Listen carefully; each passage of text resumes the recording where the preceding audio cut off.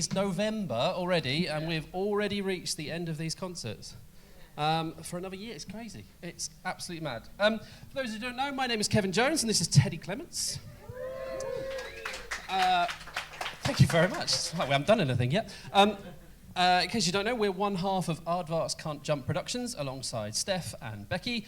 ACJ are a theatre production company based here in Southampton, and we specialise in promoting and producing new musical theatre, which is good, because that's what we're going to do tonight. Showtime, which hopefully is what you're all here for, is part of So Stage Door, which is an Arts Council funded programme for the Southampton community. Turn the page. I'm very sorry. The way these shows work, I have to kind of write this very rapidly, usually still today. And therefore I'm mostly reading this, but you know, it's fine, we'll just keep going.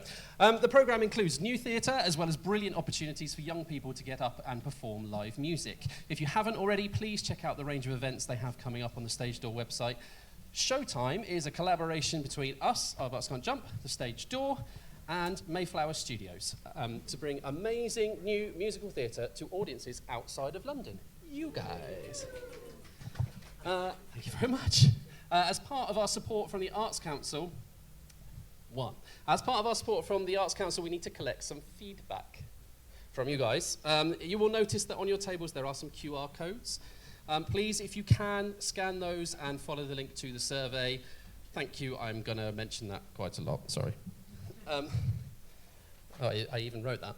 Anyway, now, tonight is the big finale. So we thought we'd do something special, and we have. I'm so excited to say that tonight we have teamed up with the wonderful Mr. Darren Clark,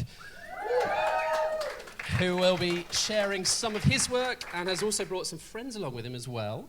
So not only have we sourced you three incredible writing teams, but Darren has very kindly done the same thing as well. For the first half of the show, we'll run things in much the same way as we do normally, talking to our writers and then presenting 3 of their songs each. Then in the second half, I'll talk to Darren about his work and career, and also present a song each from 3 writers who are part of New UK Musicals, which is an amazing site linking performers and writers directly. More about that later. We will, of course, also present 4 of Darren's songs. Yes, that does include Benji Button. So anyone doing some quick maths, that means you will tonight see work from 7 different writers, and the cast and band will perform 16 different songs for you. That's nearly as many instruments as George plays. I didn't write that one, I came up with that one just there. So, who are these brilliant performers we have lined up for you? I mean, we have lucked out tonight, let me tell you. Please give a huge welcome to Christian James. Rebecca Bailey, Al Knott, and Rebecca Traherne. And what about those writing teams? Well, let's cover the first act first, shall we? So we have Adam Dorey, Bob Gilbert, and Thomas F. Arnold and Grace O'Keefe. Hey, Ted. Yeah. You know what? We're a triple Olivier show. Because that's how it works, right? Darren has 2, Bex has 1. They're in our show. Therefore, triple. I feel like I should have dressed up more. I'm going to just... No. Anyway, I want... Leave it. Anyway, I wanted to mention our programme, which is scattered around. All the details about the songs we're performing are on there, and some links to the writers as well, so that you can check out their work. Please do that. You'll hear some incredible stuff, so go and listen to more stuff. There's also the other usual stuff on there that you can find out about our Sish and other things. So, tonight, get ready for Greek gods, sinking ships, and a man called Willoughby, and that's just the first half. Without more waffle from me, please welcome to the stage Mr. Adam Dorey.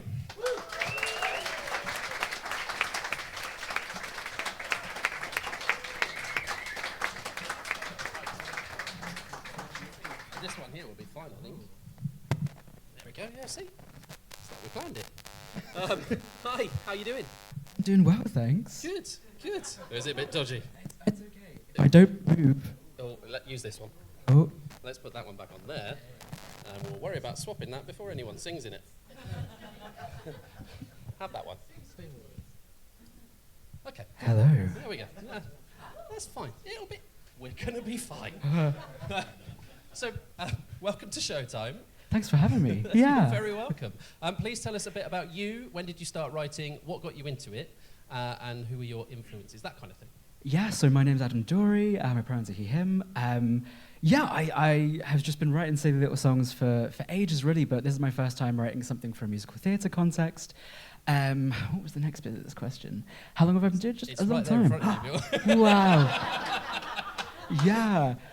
What got me into it? So I started doing singing lessons when I was 14, and that kind of introduced me to just the whole musical theatre canon, and I just really loved telling stories through songs, so I was really drawn to that. My influences, I would say, I love a pop musical, Hamilton, Six. A lot of these songs are kind of inspired by Spring Awakening, and Heathers I'm a big fan of. So yeah, that's kind of me and my musical theatre background. Amazing. I'm excited to say you're from around here. You're from Waterlooville, right? Yes, yeah. But you've certainly travelled around a bit. Am I right in saying your work you produce is mostly in Manchester? Or? Yeah, so I've been studying in Manchester this last year, and I wrote and directed a short film, which did quite well. It was called I See You. It got 10k views on YouTube. So that was my first time writing a script, and that made me think, well, maybe I can actually, if I can write a short film, maybe I can write a musical. In Manchester, I'm working with my friend Liv, and we're organising a print fair, which is going to have some music, some very lovely acoustic acts, and I'm going to be debuting some pop songs that I wrote there as well. Love Manchester. And you're someone with many strings to your bow, as you've kind of already alluded to, theatre, film, music, and music production, I believe. Yes, yeah. So can you tell us a bit about your theatre production company as well? Sure. So High Friends Productions is my company, and I started with my friend Eric when we were living in Birmingham, and we kind of did it because he had written this beautiful play called Dead Name, which was kind of exploring the trans experience through Frankenstein. So he's making a man, but he's also constructing his idea of masculinity, and it was, but mostly it was me in heels being yelled at. So it was kind of both ends of the spectrum kind of a thing. So that was really fun. And we're just trying to do more gigs, more events, kind of do a whole bunch of different things. And just kind of see where it goes from there. Lovely. So today you very kindly brought us 3 songs for our cast to perform from a new musical called Oh Aphrodite. Can you tell us a little bit about that? Yeah, sure. So it's sort of, there's these two 20-somethings, they're having a rubbish time in their dating life, so they do the obvious thing and summon the Greek goddess of love, Aphrodite, to come and sort of out through them. We've all been there. Yeah. Hinge is really bad. It's diabolical. It's kind of very inspired by me hanging out with my friends and my female friends and just going through seeing their DMs and being like, what the hell is going on? It's crazy. So it's kind of using all of the tropes and the imagery from Greek myth to kind of bring a sense of magical realism to that. People turn into satyrs, there's into Medusa, there's a lot of transformations. It's kind of exploring, dating culture through this weird magical lens. Cool. So what's next for the show and for you generally? Sure, so we're very early stages at the moment. So I'm still writing the show. I'm hoping to get something kind of close to being finished towards the end of the year, and then, send it around some scratch nights. Maybe do a shorter performance for a fringe festival, and hopefully it's good enough that I can invite some people to it and maybe get it co-produced with a regional theatre or something. So that's the plan for 2026. Brilliant. And possibly several years longer. Yeah. So we're doing 3 songs from Oh Aphrodite. We're doing Can't Get Comfortable, Stone Walls, and I Defy You Gods. Could you possibly set the scenes for those songs? Sure. So Can't Get Comfortable is sung by the lead character, Donna, where she summoned Aphrodite and is realizing that she's actually falling in love with Aphrodite rather than the person that she was trying to set up a relationship with. So it's a song about sort of realizing that you're in love with a literal goddess and kind of freaking out about that.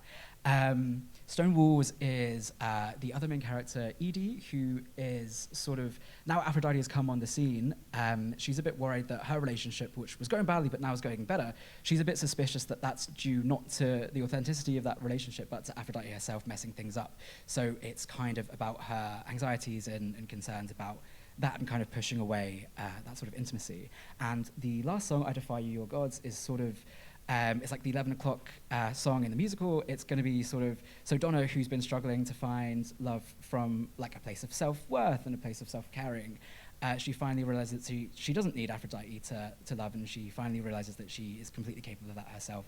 So it's a song about her realizing that as she, storms Olympus, basically. So yeah, those are the songs. Fantastic, thank you. So, to sing Stone Walls, we'll have Rebecca Traherne. Singing I Defy You Gods will be Rebecca Bailey. But first, please make lots and lots of noise, firstly for Adam, but also to welcome to the stage Al Knott to sing Can't Get Comfortable. Thank you so much. All my days I've been waiting for some great love to appear, with a long forgotten ritual I wished, and now you're here. You came for me, you really came for me. An honest to God goddess came for me. Looking in your eyes, the being I idolize, who I spent years bowing to. Now you see me in the flesh, will you realize I'm a mess? I can't get comfortable around you. Gazing at the divine, you rip the words out of my mind. Your breath my throat will shut down too. I can't be capable of mythic love if I'm quieter than a bug. I can't get comfortable around you. You might ignore or abhor me, or maybe someday you'd adore me like I've adored you. Do I even approach this? You could crush me like roaches with my emotion for you. Wide-eyed, tongue-tied, your smile dazzles like sunlight. Just a shadow I'm ground down to. Maybe I could be lovable, but this feeling's insufferable. I can't get comfortable around you. You might ignore or abhor me, or maybe someday you'd adore me like I've adored you. Is it too needy to dream that you could need me with my devotion for you? So I could be lovable, but this feeling's insufferable. I can't get comfortable around, can't get comfortable around, can't get comfortable around you.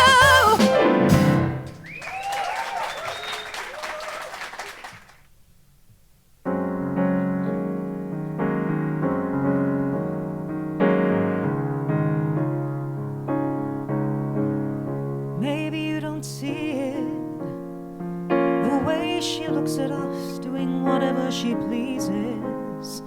Our hearts broken or bleeding, she still needs it. Some dark feeling lingers, wrapped around her fingers. Whatever she brings us, oh, you follow her blindly. I notice it's like everywhere, she's behind me. I feel her eyesight piercing, trying to get inside me, like a door that isn't closing. I'm falling and she knows it. It's not like I chose it. Oh, I thought that I was desperate, I thought I wouldn't mind, and she could think me less for it, but I don't want what she's designed. So do I shut up and take it, or run, smile but fake it, hope the best will come into someone I'm not sure. You're my problem, I'm not yours. 'Cause if that's how it feels to be wanted, then I don't want it at all.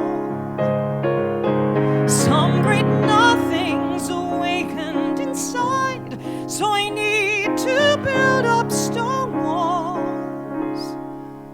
He looks pretty when he's sleeping, and finally I'm feeling something like a feeling. What if this is it, and we found our ceiling? Don't want to believe it, but I don't want to need this, complete and unyielding. Oh no, maybe we're both changing, the parts of us combine and start rearranging. Like parasites infected by the same contagion. She's gonna remake us, then one dark day she'll take us, forsake us and break us. Oh no, I thought that I was principled, I thought that I was kind, but I'd break his heart 1,000 times if it meant keeping mine. He could shut up and take it, or run, run, run, please run, run, run, for it don't make it. Jump the gun, gun, gun, gun, gun, gun, turn away and close the door. You're my problem, I'm not yours. 'Cause if that's how it feels to be wanted, then I am making the call. Aphrodite, please don't find me. Let me hide inside my stone walls. I'm calling if I can't feel vulnerable. Let me be unlovable. Braid snakes into my hair, talons and backs of hair. Give me eyes that petrify. Hide me till the day I die.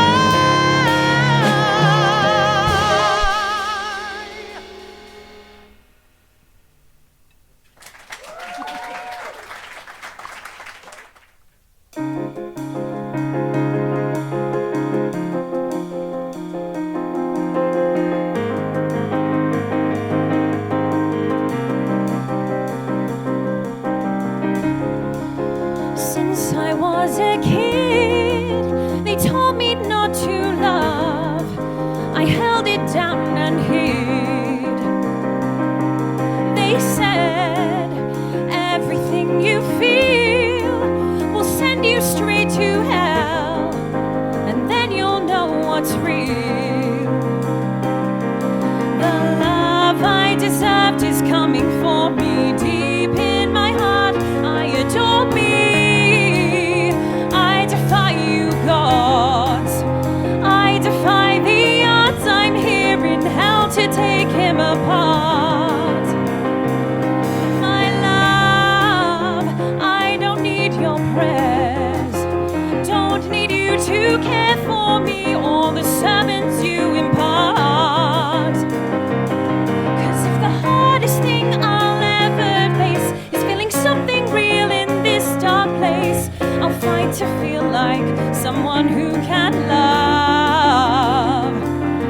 And so I defy you, gods.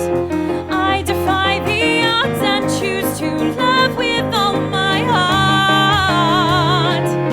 I knew since I was a girl, I learned that if you love, you're gonna end up hurt. Screw that, hurt me if you dare. I'll protect myself and find people who care.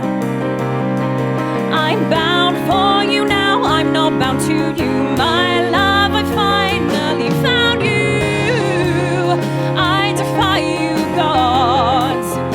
I've defied the odds, built myself back up from broken parts. My love, I don't need your spells. Don't even wish me well. If you want to love me, that's a start. 'Cause if the hardest thing I'll ever face is letting something real in this dark place, I'll fight to feel like someone who can love. And so I defy you, gods. I defy the odds and choose to love with all my heart. My heart. The goddess I believe accepts no sacrifice, wants her world to be nicer. The goddess I believe simmers with wage raises her war on the vagaries wrought by men. I defy you, gods. I defy you, gods. I defy you, gods.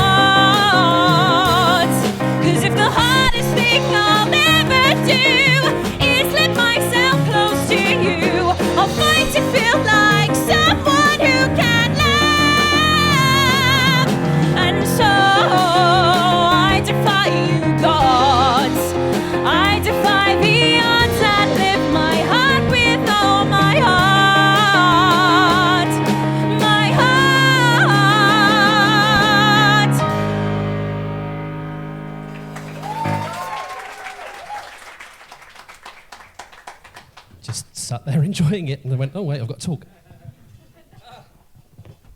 Amazing stuff. Please, let's thank again Adam Dorey. Now, I've already introduced you to Teddy, but how about our other two brilliant musicians? On drums and percussion, please welcome Jonathan Ferguson. And of course, it wouldn't be Showtime without him, our own one-man orchestra. On. Now wait, I think I'm missing one, so you're going to have to tell me which one I missed, okay? Oh, right, fine. No, I've got that. No, I've got that one. Oh, I'm going to blow the surprise. Sorry. On. Flute, clarinet, Irish whistle, tenor sax, acoustic guitar, electric bass, and upright bass, and... Soprano saxophone. That's more like it, George. 8 instruments tonight. He only played 4 last time, so, you know. So, please, George Story.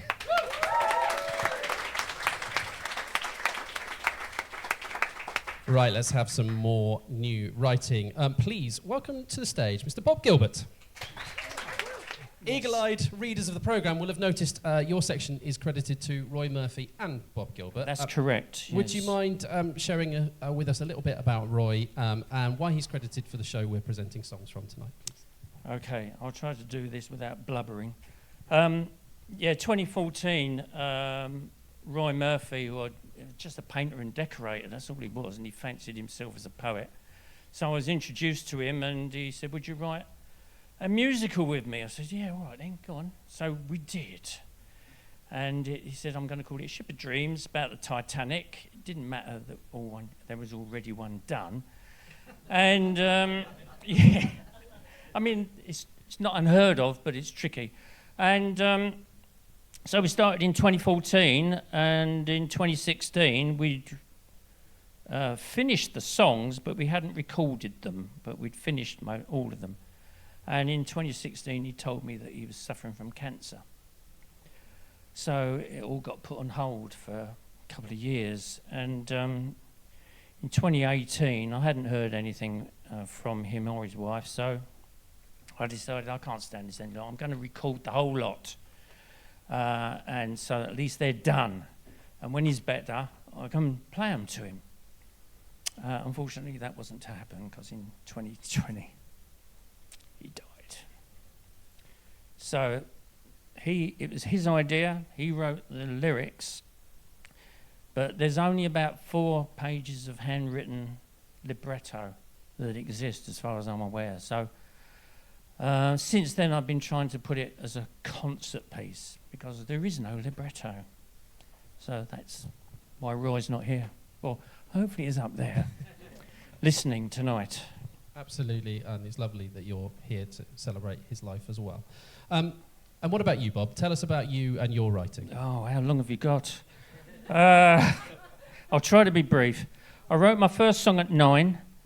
I remembered it up until recently and recorded it, and it sounded all right. And since then, I've taken it very seriously in the last 20-odd years, and I've got 308 pieces of music registered with PRS for Music now, and I'm still going strong. There's 3 in the pipeline. They'll be out in about a month or so, and I do it because I love it. I can't not do it. It's just like a drug. So it's a good job I don't do it for money, because I'd be destitute. I'm like thousands of quid. I don't even want to think about how much money I'm down. It's thousands, but it doesn't matter. So tonight we're performing 3 songs from Ship of Dreams. Yeah. With Roy's passing, I understand that the libretto was never finished, but as you say, you've been able to produce the show in a concert form. That's correct, yes. So have you been able to put it on? Yes, I have. 2 of the proudest moments of my life. I managed to put it on the function room of a wine bar, cocktail bar in Camden. It was a sellout, standing ovation. And then again at the Red Lion in Leytonstone, and their function room is actually a ballroom. I don't know what it's doing there, but it's a ballroom with chandeliers, massive fireplace. Couldn't be better. And so that was a sellout and standing ovation. And then I'm joined Mercury Musicals Development, and the ad came up for this. I thought I'll give it a bash, and here I am. Can't believe it. And we're very glad to have you. Thank you for doing it. Yeah. We're actually, a bit of information for you guys, to be honest. We're actually not performing the songs in the order they come in the show tonight. Sometimes because of the nature of Showtime and getting the right flow and also giving our performers a sensible evening vocally, we have to move things around a little bit. So we're not, as I said, we're not doing everything in the order that it comes in the show itself. But tonight, please tell me I haven't just jumped. No, I haven't. Good. No, tonight, I will be performing The Hardest Word. After that, we'll have Christian to sing Fate and Rebecca Traherne to sing Ship of Dreams. Bob, I know they're a bit out of order, but could you just set the scenes for each of those songs? These all come at the end of the piece. At the beginning, we've seen people walking up the gangplank and introducing themselves as characters. There's all sorts of people in that. There's a gala dance, which is a duet where two young lovers who are very inexperienced and very naive, and they meet and fall in love. And that's related to this first song, The Hardest Word, because they've just met, they realise they're the love of their lives, and they realise they're going to die. And it's the hardest word to say goodbye. The next one is Fate, and that's poor old Captain John Smith, who realises the end is nigh, and he's talking about how this posterity is going to look upon him, that his great ship is about to sink, and he's feeling very sorry for himself. And the final piece is the theme tune, which appears right at the beginning, introduces the show, and then at the end it finishes you off. For want of a better word. It does, that's what it does, you know, but because of it, where it comes, it kind of has a totally different feel at the beginning. It's, I'm going to shut up. Talking rubbish. But anyway, the song, I really love it. I was telling Sarah over there, I think it's the best song I've ever written, and therefore I put it at the front and the back. Why not? If it works, put it in twice. I mean... Okay. Ladies and gentlemen, please thank Mr. Bob Gilbert. Thank you.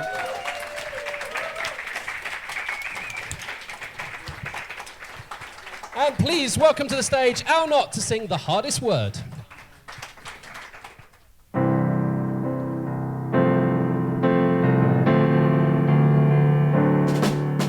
The hardest word to say is goodbye. To think about it almost makes me cry. Those dreams and schemes we planned to do, lost forever, no chance to come true. The hardest word to say is goodbye.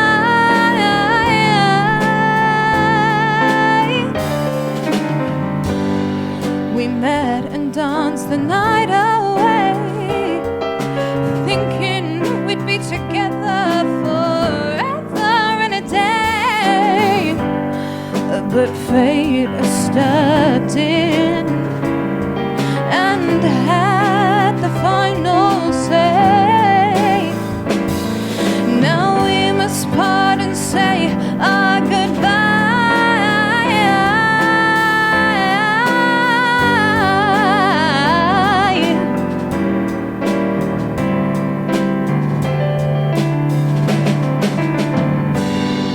Our love affair was so short, but burned like a fire.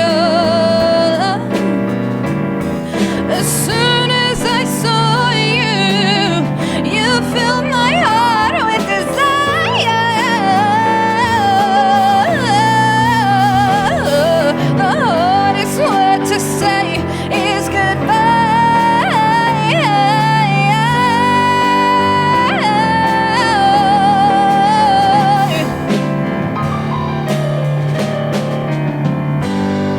As the waves cover my face, I'm laid to rest in the deep blue sea. My last fleeting memory will be of you and me.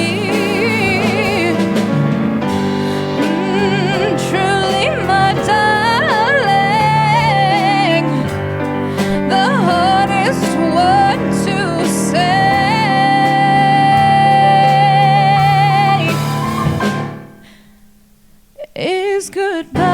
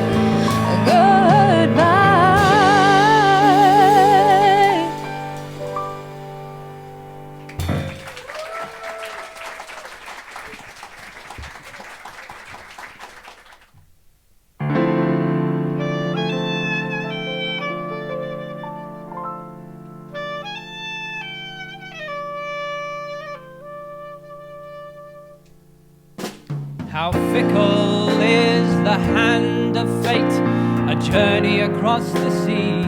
On a ship that cannot sink, life has a way of taking over, pushing you to the brink. An iceberg loitering where it should not be, like a needle in a haystack that you're unable to see. Cruel, cruel fate, it's the end of me.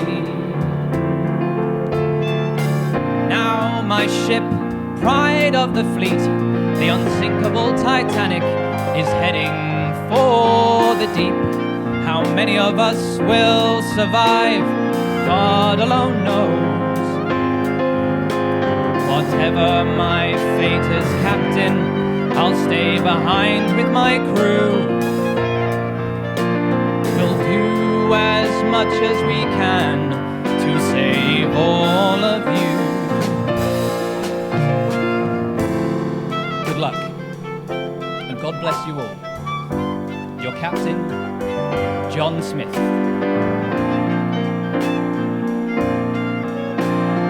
Cruel, cruel fate, it's the end of me.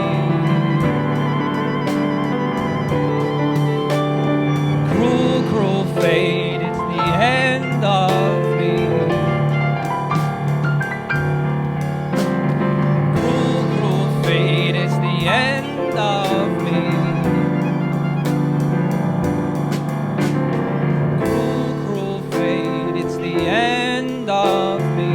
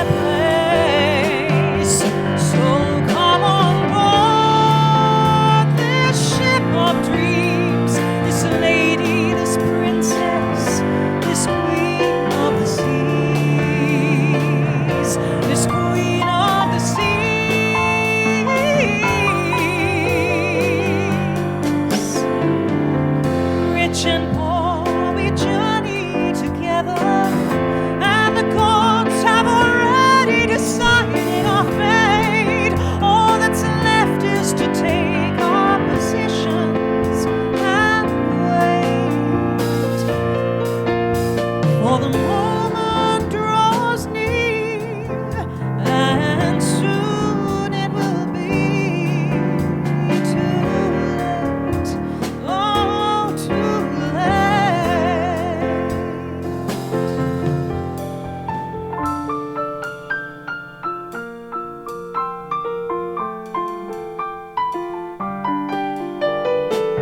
An ice pagan awaits us with a cold embrace as we journey along unaware of the dangers we all face. And the band plays on, there's laughter all around, but all too soon the deadliest of sounds.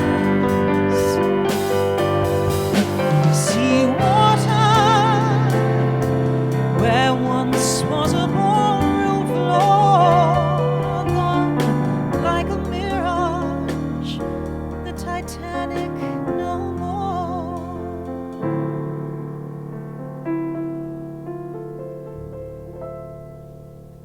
So come on board this ship of dreams, this lady, this princess, this queen of the seas,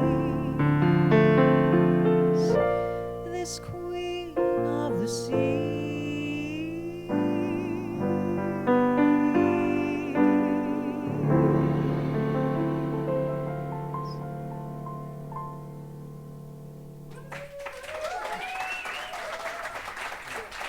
Thank you. First of all, thank you again, Bob Gilbert, and of course, Roy Murphy. I'm going to ask it now. It's a reminder about the surveys. I'm sorry to keep reminding you, but we're very lucky to have support from the Arts Council to do this, and we want to do it again next year.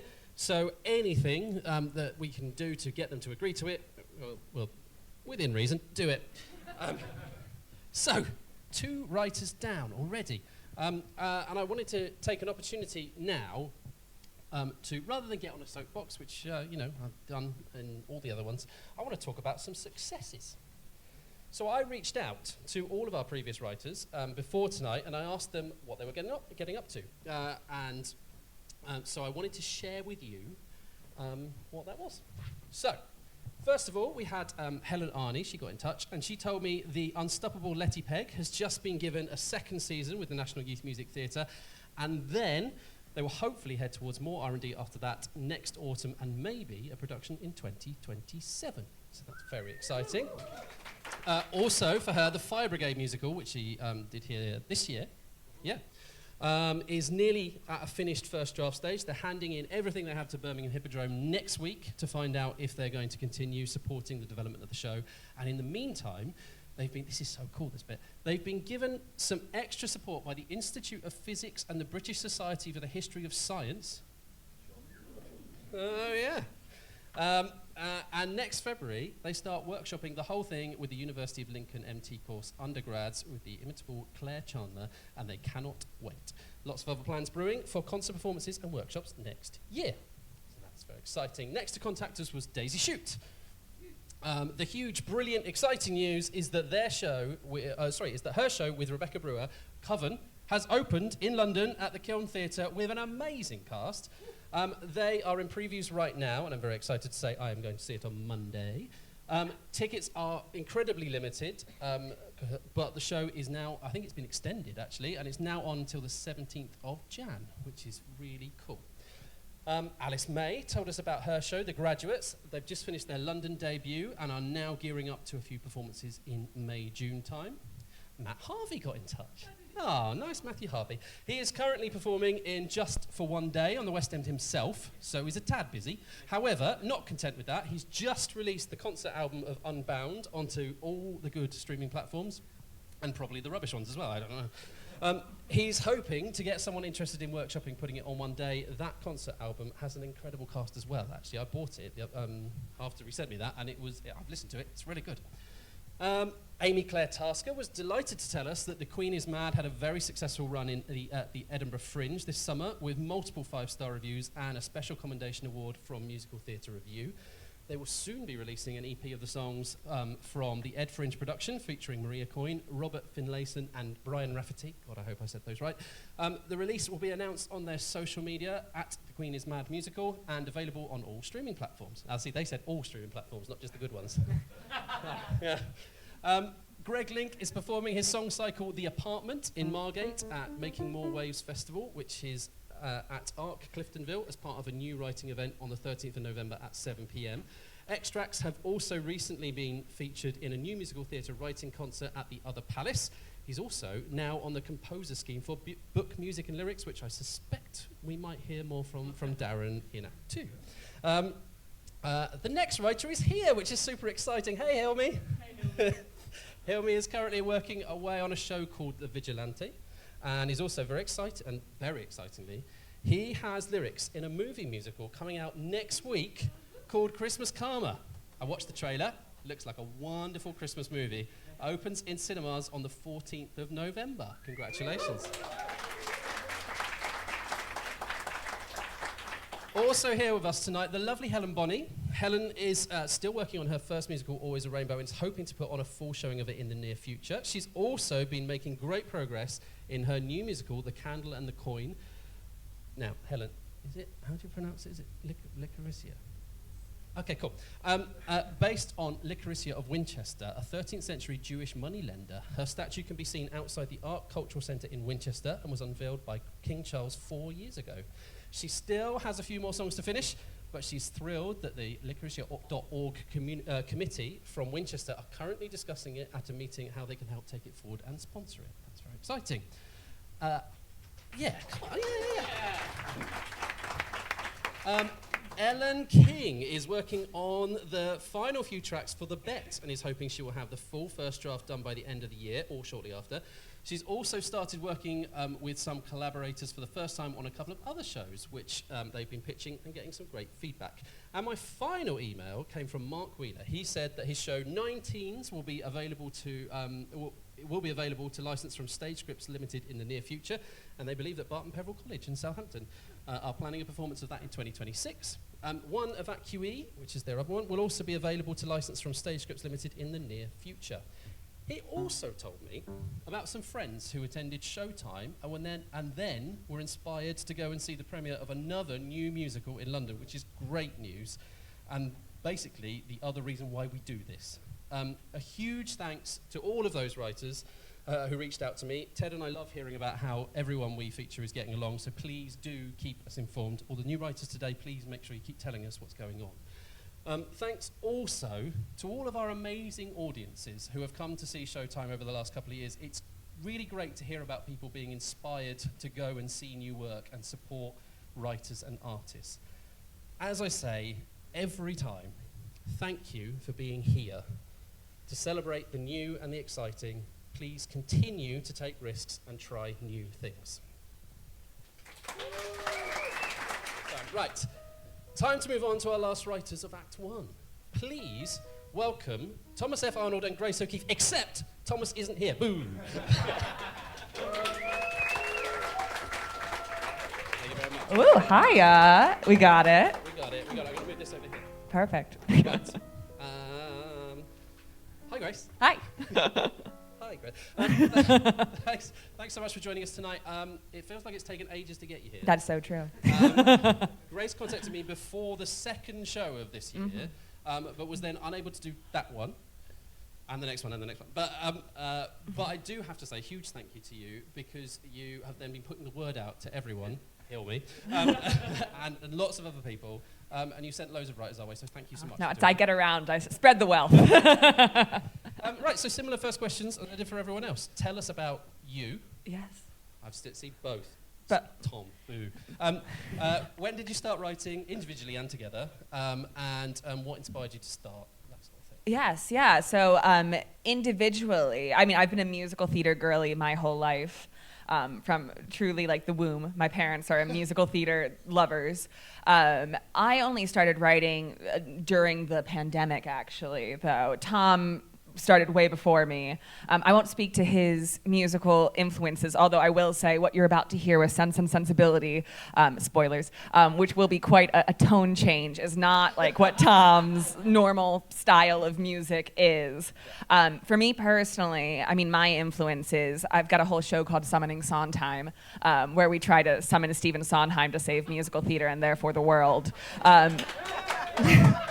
That we just had at 54 Below last month, plug. But so I would say that's probably a pretty big influence on me. I didn't bring I have my tarot cards here tonight that I bought in the auction. I'm just trying to understand this. I'm going off script. Sorry, this is not on the script. Yeah. So you own his actual tarot cards? Yeah, I bought 13, but now I own 11 decks that Sondheim owned. Wow. Yeah. Do some work better than others? I have my favorite deck, yeah. Okay, right. Yeah, I have that. I have it here with me tonight. If anyone wants a Sondheim tarot reading, let me know. But yeah, so those are my influences. That's how we got here. Nope, I've got nothing more. No further questions. Your show, as we said, is Sense and Sensibility, which of course is a musical adaptation of a pretty well-known story by a rather famous author, particularly around these parts. What made you want to convert this story into a musical? Yes, so we actually started working on it as our second-year project for book music lyrics. I came to Tom when we decided to pair up with the idea of an Austen musical, and he went and watched like every Austen film adaptation and fell in love with the 1995 version starring Kate Winslet, Emma Thompson, who also wrote it, Hugh Grant, Alan Rickman. It's a great film if you haven't seen it. And there is something about Sense and Sensibility. I hadn't actually thought of Sense and Sensibility when I approached him with it, but it has this really kind of classic musical theater structure where you've got like the older sensible sister, A plot, and then the silly kind of more romantic younger sister, B plot, very Adu Annie versus Laurie or Adelaide and Sarah in Guys and Dolls. So it has this very musical theater vibe to it. So it's amazing. It hasn't been done before. Absolutely. Wow. Yeah, we don't talk about them. Yeah, we won't talk about them. So what has been your process when taking such a well-known story and converting it into a musical? I imagine it's hard to work out what to take out.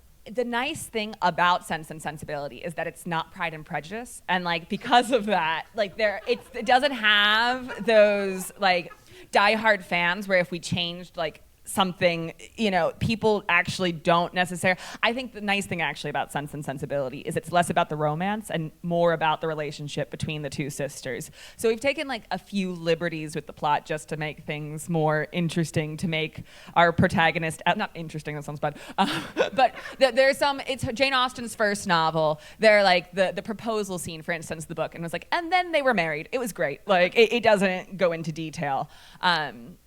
But I think, and also making our protagonist, Eleanor, the older sister, a little bit more active as a heroine, in the late 1700s, early 1800s. Absolutely. So tonight we'll have Al perform Willoughby, then Christian will perform If You Will Have Me, and finally a duet of Rebecca's for the title song, Sense and Sensibility. Yes. So Willoughby, tell a little bit about... Yeah. So Willoughby is kind of our, like, I can hear the bells moment. Marianne, the younger Kate Winslet, if you've seen the film, more romantic, kind of less sensible sister, has literally been swept off her feet by this dashing rogue, Willoughby, and this is her reaction to it. If You Will Have Me is Edward Ferris's proposal to the sensible Eleanor. We'll let it hang whether or not she says yes. You have to buy a ticket to find out. Oh, I will plug that end of January, the University of Winchester will be putting it on. So if you're, it's not far away. If you enjoy it, please come. And then finally, we'll have our title track, Sense and Sensibility, which happens right when the sisters decide to go to London to find suitors for themselves. But will they follow their head or their heart? We'll find out. Thank you very much. Please, huge round of applause for Grace O'Keefe. And please keep that going for Al Knott to sing Willoughby. Willoughby, Willoughby, Willoughby. Can you believe that just happened? I was bewitched and quite beguiled. He was bestrode a noble stallion, and when he smiled it drove me wild. Could I be feeling that emotion even poets can't define? Oh, Willoughby, will he be mine? Will he be back tomorrow morning? Will he be shameless or restrained? Will he be early? Will he be tardy? Will he be otherwise detained? Well, if I find I have to wait for him, to waiting I resign. Oh, Willoughby, will he be mine? He will carve our names into a willow tree to read eternally, Mr. and Mrs. Willoughby. Will he be utterly besotted? Will I be looking dreamy-eyed? Will he be tossing flower petals when he is told to kiss the bride? Come see Marianne, marry an ardent man, or wouldn't it be fine? Oh, Willoughby, yes, Willoughby, please, Willoughby,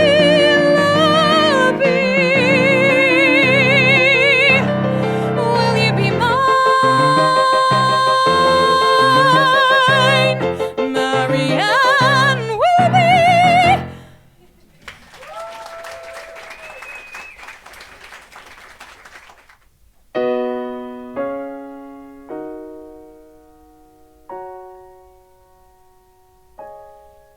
Whether we have a great estate or a small cottage by the sea, wherever you may roam, you will always have a home if you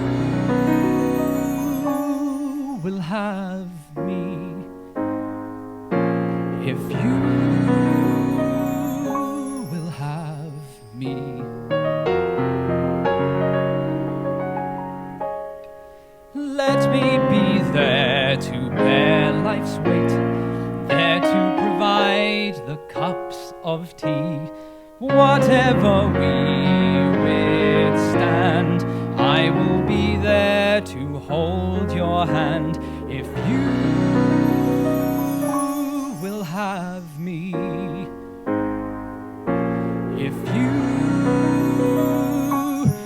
If it is no, don't have me guess. Tell me to go, but if it is a yes, please just say yes. I love you, that is now my fate. If you decide to set me free, and we must be apart, you still will have my heart. Will you? Will you?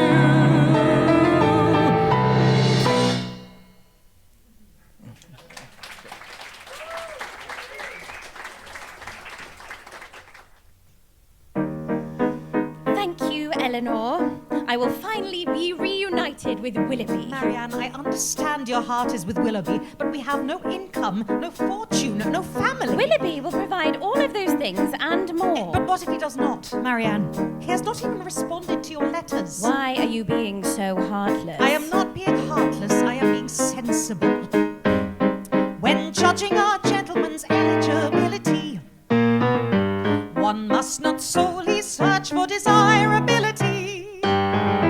To preserve respectability and maintain marriage marketability, one must employ sense and sensibility. It is not an offence to be swayed by the heart. So in feeling's defence, I must one more part. Use sense and sensibility. Sense and sensibility. Sense and sensibility. When assessing your suitor for suitability, you must fairly assess his credibility. Yes, so you said. So issue your gullibility, rogues. I am not gullible.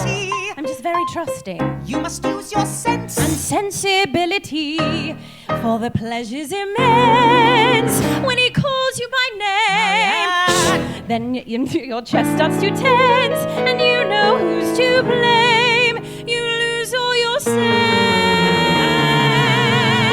Sorry? sense. Sense and No. sensibility. Sense, just sense. Sense And sensibility. Marianne, I I understand feel that you cannot always feel my the soul exact way that breaks. My heart soars. Then it breaks. But soon time will reveal that the match is ideal. That the match is ideal, Marianne. Remember, when appraising our match's compatibility, that marriage is our only means of mobility. To secure your self-stability, just grant the heart some pliability. Please first use your sense, then sensibility. Sense and sensibility. Sense, then sensibility. Ensure survivability. Such for reliability, no more vulnerability when you use your sense and sensibility.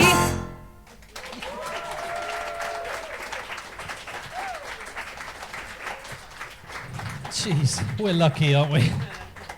That was amazing. Thank you so much, Thomas and Grace. So there we are. We're at the end of Act 1. Don't you worry, though. We will be back in 20 minutes with the wonderful Mr. Darren Clark. So, go have some drinks. Tell the writers they're amazing. And please, please, please, please fill out those surveys. See you in 20 minutes.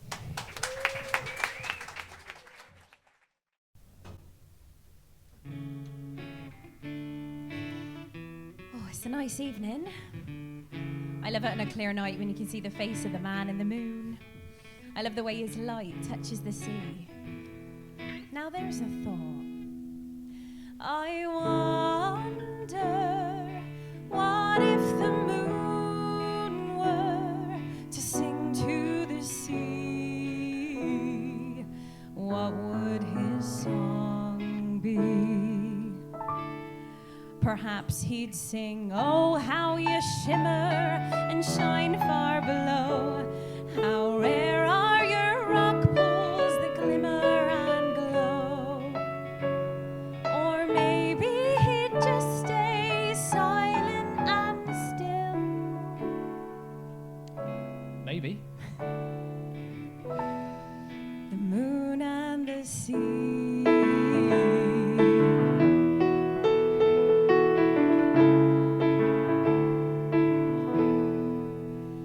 Or I wonder what if the sea were to sing to the moon too?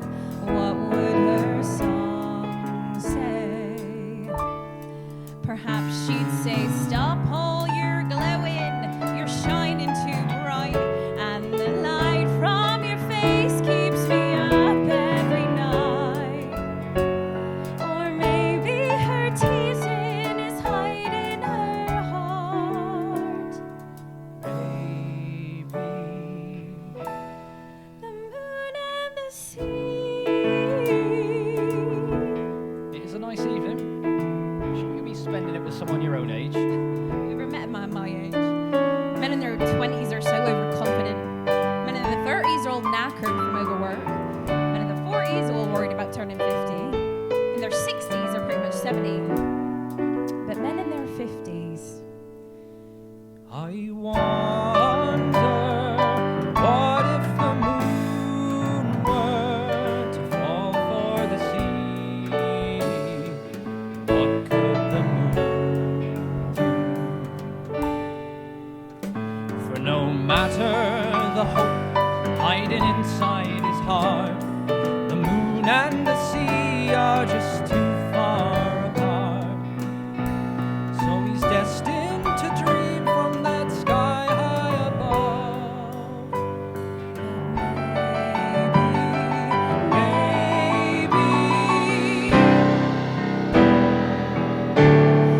what if the moon and the sea were in love, and upon the horizon those lovers are free? Each evening the moon would come down to the sea. Then supposing the moon saw the opportune tide for the moment to draw the sea close to his side, then maybe he'd kiss her under his light.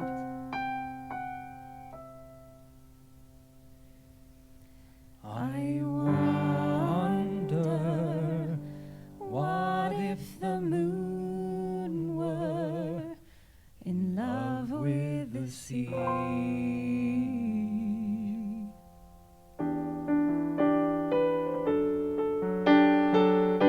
I probably should be getting back inside. Oh, yeah, of course. Yeah. Good night, just Benjamin. Good night, Alohan.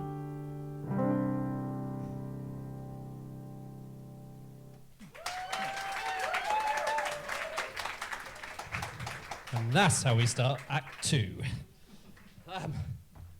That was, of course, Rebecca Bailey and Christian James singing The Moon and the Sea from the triple, is that right?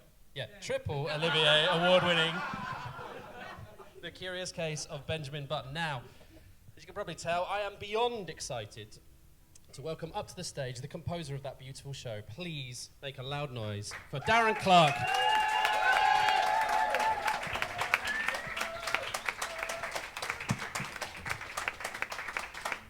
Thank you. No worries. Hey, Hi. how you doing? Yeah, I'm good. Good. For those who don't know you, could you just tell us a little bit about you? I am a composer and lyricist. I arrived in London in 2005 from the faraway world of New Zealand, where musical theatre writing doesn't exist. I've been I stumbled into the musical theatre world, not really knowing what it was or what I was going to do in it, around about sort of 2007, 2008. And here I am now, 18 years later. And I have a child now, and a wife, an English wife. I've taken one of yours. I'm sorry. Coming over here, taking our jobs and our women. Yeah, but you're right, good song. Yeah. So, you know. Now, our first song of yours was, of course, The Moon and the Sea from Benjamin Button. It's a pivotal moment in the show, right?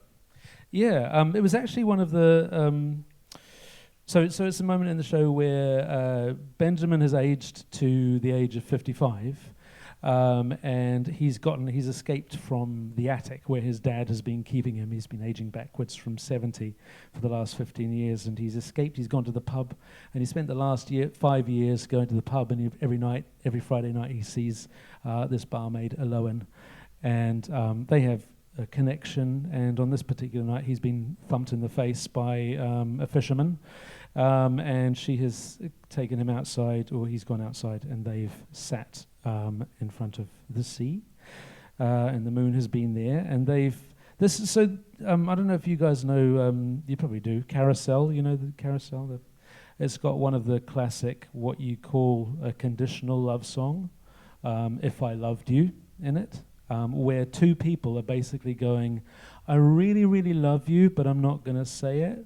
Like in the sort of, I'm just going to test the waters with metaphors and things like that. And I really wanted to write a conditional love song for them. And it was actually it was the first song that me and Jethro wrote together when we were in Vienna. And actually at that point I was only doing music, and we wrote that one together, and afterwards we were sat in a It's not a pub in Vienna, it's a bar. So we sat in a bar outside, and he sort of kind of looked at me and went like, feels like you kind of helped on the lyrics on that one. I was like, yeah, I kind of helped on. Kind of helped. So do you want to do the lyrics as well? Yeah, I think I should. Yeah. Now, obviously, we're going to talk quite a bit about Benjamin Button tonight. Yeah. But I'm also really excited that you've bought songs from 2 other shows. Yes. What are they? Yeah. The other shows are, so one is called The Wicker Husband, and that is, people have heard of it. Oh, yeah, it's lovely. So it's, that's a show that was on at the Watermill in 2020 and in 2022, and is a show, it's basically the one that taught me how to write, really.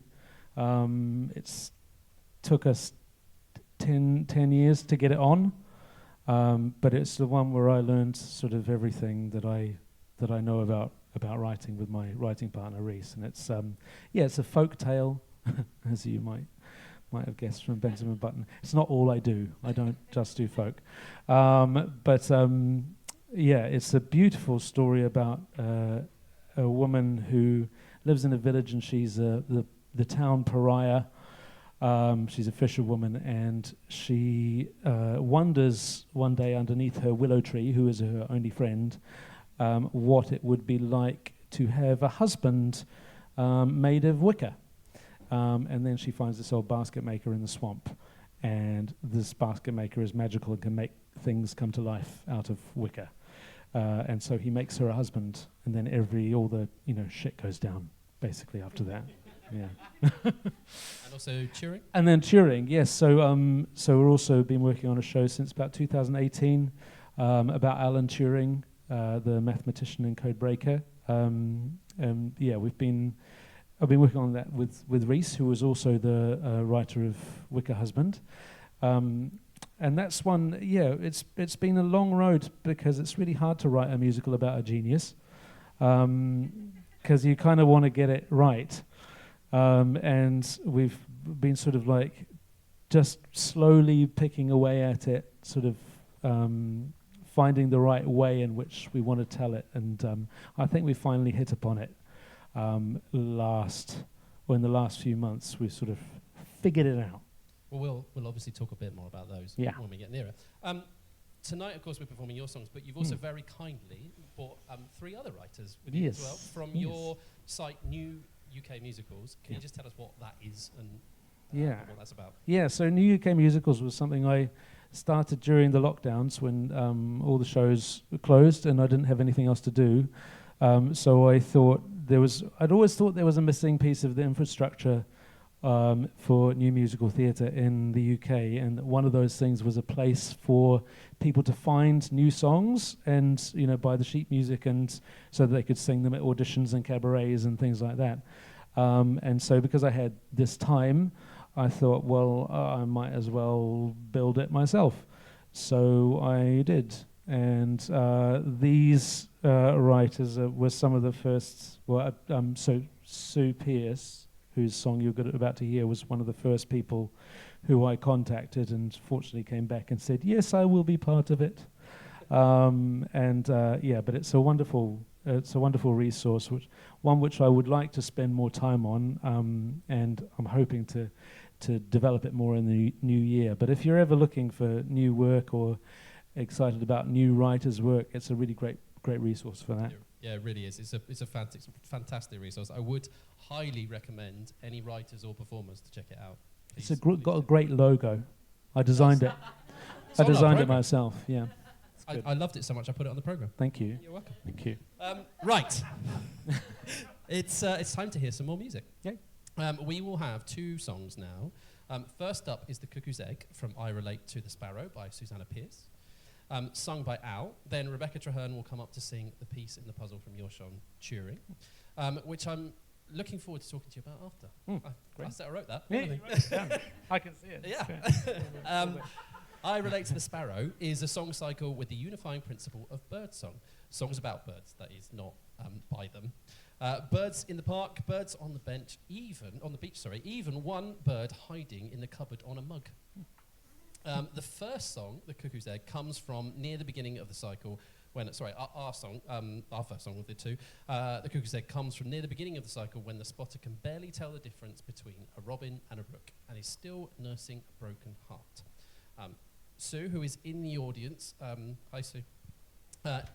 She is a writer and composer working mainly in theatre and radio. She's written shows with cast sizes ranging from 1 to 35. She loves new musicals, both writing them and going to see them. So that's why you're here, clearly.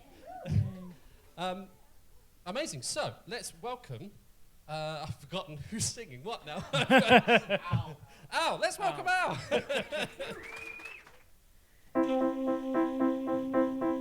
I am Googling pictures of cuckoo's eggs hiding in warblers' nests. I am choosing to actually spend my day off in this way. Upon Googling pictures of cuckoo's eggs hiding in warblers' nests, my conclusion is, well, there are worse ways to spend the day. I just heard on the radio somebody talking of warblers' nests. A professor of somewhere of something I didn't quite catch. But the main thing that caught me and brought me to Googling warblers' nests is the fact that the egg of the cuckoo is such a good match to the warblers. For the cuckoo deceives, so the warbler believes, and the cuckoo achieves its aim. For the cuckoo deceives, so the warbler believes, and the cuckoo achieves its aim. The cuckoo's egg is brighter green. The cuckoo's egg is slightly larger. The cuckoo's egg has a speck or two more than the warbler eggs do.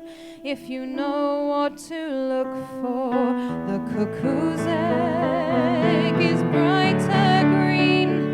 The cuckoo's egg is slightly larger. The cuckoo's egg has a speck or two more than the warbler eggs do, if you know what to look for. So then once the egg hatches, the warbler runs ragged to feed this chick. Well, it not so much runs as it flies, 'cause of course it's a bird.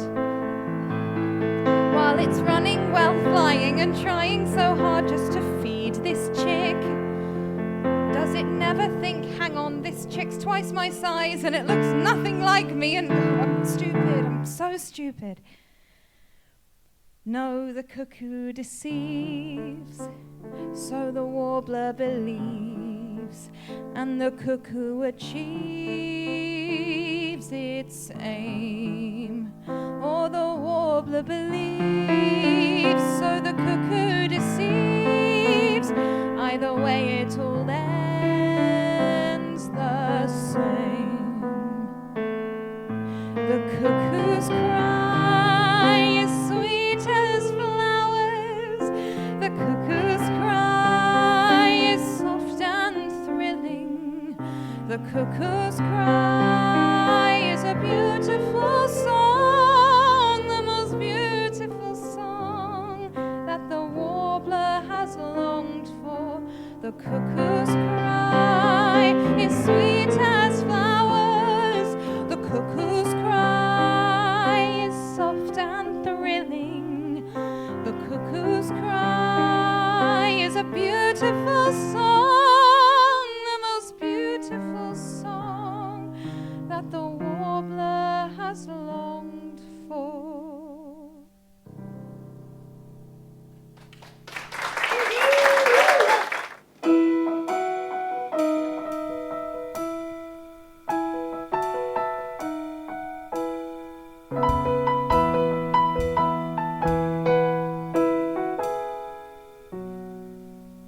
A brief account, a history, a tomboy on her father's knee, a quiet girl with a cryptographic brain, while other girls took was lost in ciphers, cracking codes. I always had a puzzle on my mind. Just because the quiet rarely speak, do not confuse the quiet with the weak. The waves are in vibration before we hear the sound. It's in the finding that I have found. Oh, I find peace in the puzzle, a calm within the storm of discovery. I find peace in the puzzle. Oh, I find peace in the puzzle. The twists and turns in the middle of the maze is where I would spend my days.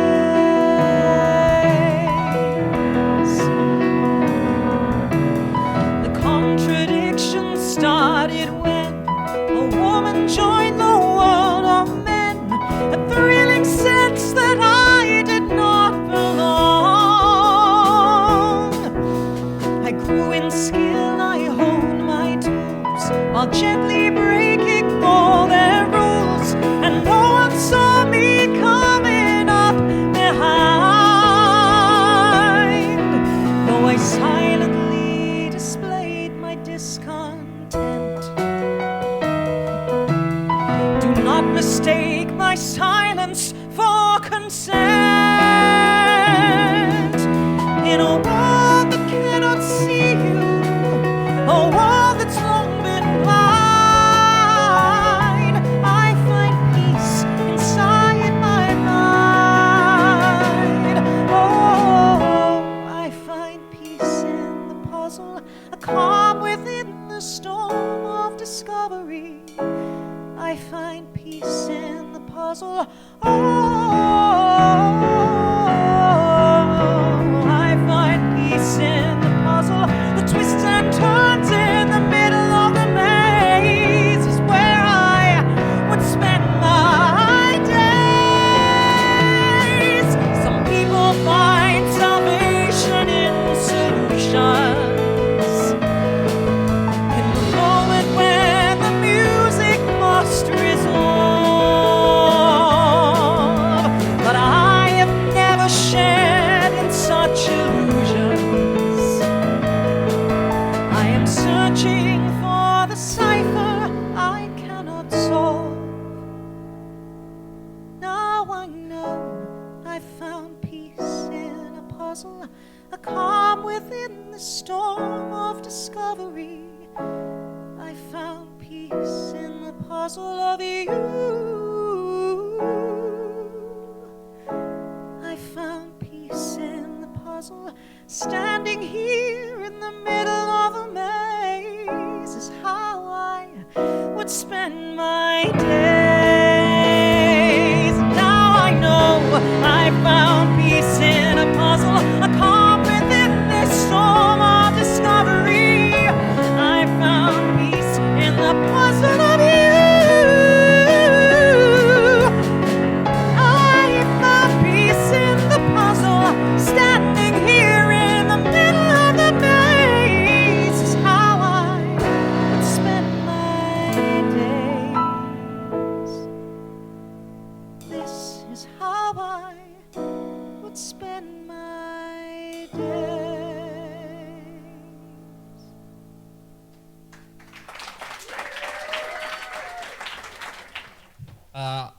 I love that song.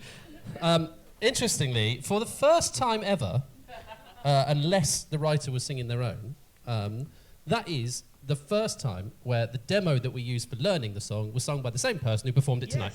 Yes, it was. Let me give you that. Yes, and also the stuff that Rebecca does at the end there, she improvised that first time and I stole it. And I put it in the...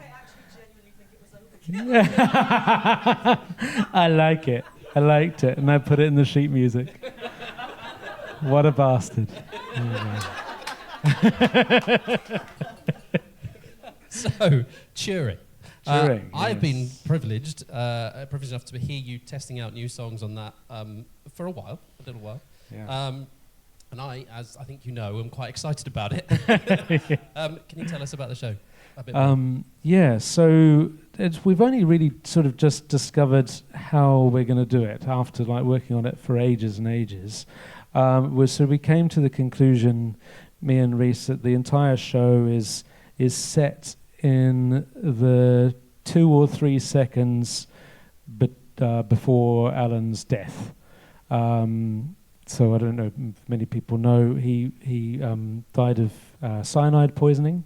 There's sort of debate as to whether it came from this apple that he always kept by his bedside, and the apples absorb cyanide, and he was doing experiments with cyanide at the time, and he would always take a bite of an apple before bedtime.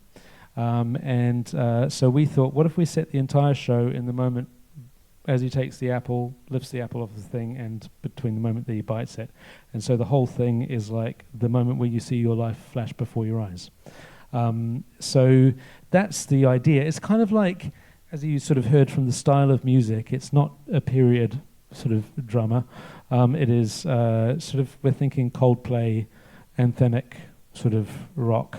One of my favorite thing about it is that Snow White is the main character. Because he was obsessed with Snow White. He watched Snow White, the film, 100 times.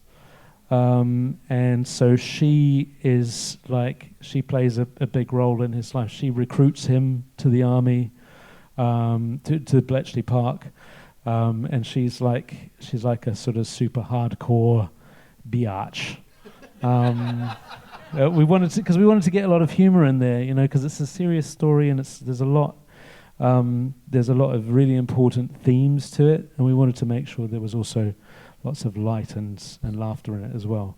But it's been a labour of love for many years, and hopefully we'll finish it at some point. So when I saw early iterations of it, there was obviously you were interested as well in the mathematics element and the Yes. link with music. Are you still focusing on that as well? Yeah, absolutely. I mean, it's astonishing to think that two things which are sort of traditionally seen as, maths is just so, it's solid, it is what it is. Like, you don't break, mathematical rules are what they are, and music feels so enigmatic and mysterious and strange, and yet they contain so much of the same elements, which is really, really beautiful. And it was one of the things that I loved so much. And I think also one of the things that Adam Lenson, who sort of commissioned us to do it in the end, was so excited about. He loves mixing science and music and musical theatre and scientific things. And there's just so much that the two share in common. And there's so much richness, I think. I think if a musical can be about more than one thing, then it's only going to be good. Yeah. Absolutely. And I have to raise this question because it was also another thing that excited me about it. Are you still using the electronic sounds and Yes. Is the vocoder still there? Yes, the vocoder is still there. So just in case you don't know, I don't know if you know what the vocoder is. It's like it's something that you sing into the microphone, you play a chord on the piano, and the chord that you're playing comes out as your voice. So it's like you could play multiple notes. And actually, it was Alan Turing who invented that. And he invented it in order to disguise, to encrypt messages during and after the war. So that was a very happy discovery. So we've stuck that in the musical. And it's just one of my favorite things. I don't know if you guys know some of the songs by Imogen Heap, but it's a very emotive and powerful way of performing music and getting lyric across as well. So yeah, you can expect that. Good. So what's the latest with the show? What does the future look like? We're still busting our heads against it. And the idea is that we'll have sort of a draft by mid-March. And then we're going to do a reading, and then we'll try and do a workshop, and then in about 10 years' time there'll be a show. Amazing. maybe this follows on. It's perhaps a bit of a probing question, but obviously since the success of Benji B, are you feeling more pressure or less pressure with the other shows? I don't feel any pressure. I was telling Kevin earlier. I know there's that sort of, you have the second album sort of follow up. What are you going to do next? But I've been doing this for so long that I've already written it. I've written 40 musicals at this point. Benjamin Button was just the first one that happened to make it to get any sort of recognition. And I think that's the case with a lot of writers, is that it takes a very, very long time to get really good at writing shows, and because they're such beasts, and I think, like I was saying about Wicker Husband, that was the one that taught me how to do it, and in that time I was also writing all these other ones, and each one informs the next, and each one informs the next and next. So I feel absolutely no pressure at all. Good. And I think partly that is because I've got a 4-year-old, and you can't feel any sort of pressure at all unless it's the pressure of a 4-year-old going, "Daddy, will you play Barbies with me?" So yep. you know. I know. Right. Now, the next song we're going to feature is Talent by Rebecca Simmons and Jack Miles. It is from the show, and some of you may have heard of this, In Clay. Okay, we have a few fans. That's good. Based on a true story, In Clay is a one-woman musical told from a Parisian apartment in 1938. Ceramist Marie Cazin awaits her estranged childhood friend, and now I really should have read this before. Her estranged childhood friend and now celebrated artist Henrietta Turman. Her imminent arrival pushes Marie to reflect on the joys and sorrows of a life devoted to making art. The first developmental production of In Clay took place in spring of 2024. It was nominated for 7 Off-West End awards, including Best New Musical and Best Production, making it the most nominated show, play or musical, of 2024.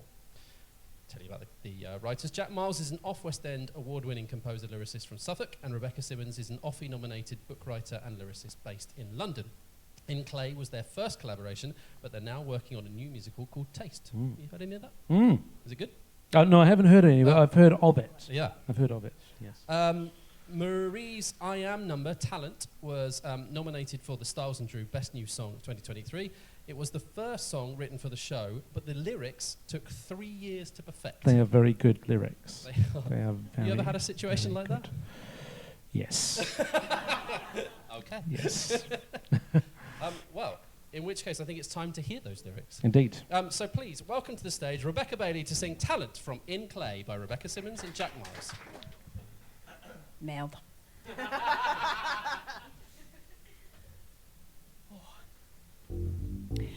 Because I had been invited. You see, Jean-Charles had walked into my life without warning at a time when I was completely unprepared for him. It was an ordinary day. The class were doodling away. But then we welcome in this man who's here to find the next Cézanne. To my surprise, he took one look across the table at my book. He holds it up for all to see. And with a smile he says to me, "You got the talent, the like I've never seen before. The fact is, with practice, you'll crack this shadow. Oh, your talent, so much so I must see more. What I do is guide you, provide new ideas to explore." From there I'm bouncing down the street. I'm telling everyone I meet that they can have my autograph. I'm even smiling when they laugh. Though they could set up a career, the weekly class is pretty dear. So I take my parents by the hand to make them truly understand. I've got the talent. See, I've been told that I'll go far. Rise faster, right past the Grandmaster Renoir. So much talent that it's the artist's life pour more. A few francs from you, thanks, is all I need to make me a star. I'll be the greatest creator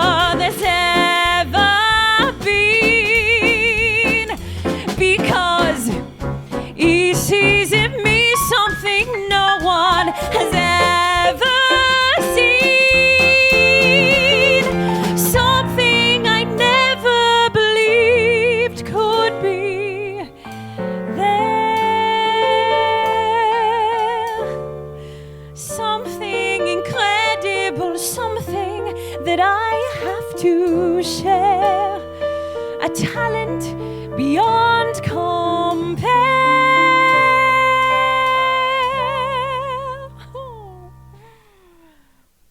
Bear with. Oh, where was my page? 64.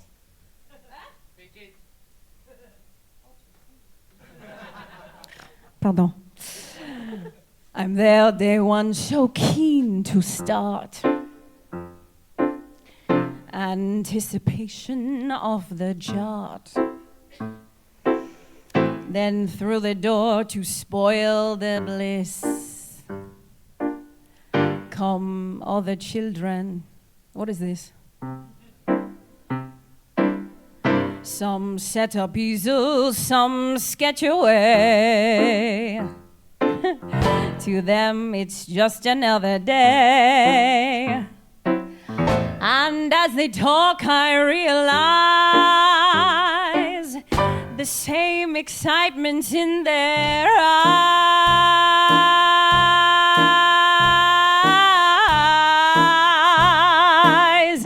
They've all got talent. Oh, what a thing to misconstrue. These flex streaks and specs speak to techniques brand new. So much talent that they're using 15 shades of blue. If I've got the talent, then they've got it too.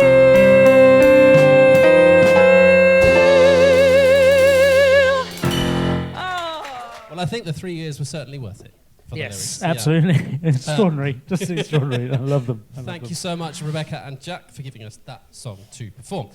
The next song is I'll Supply the Withy from the Wicker Husband. Yes. The first production of that was sadly hit by the pandemic, but what happened after that? Yeah, it was so we managed to get opening night and then it closed in 2020, which was like after 10 years of work, it was like, oh, ow.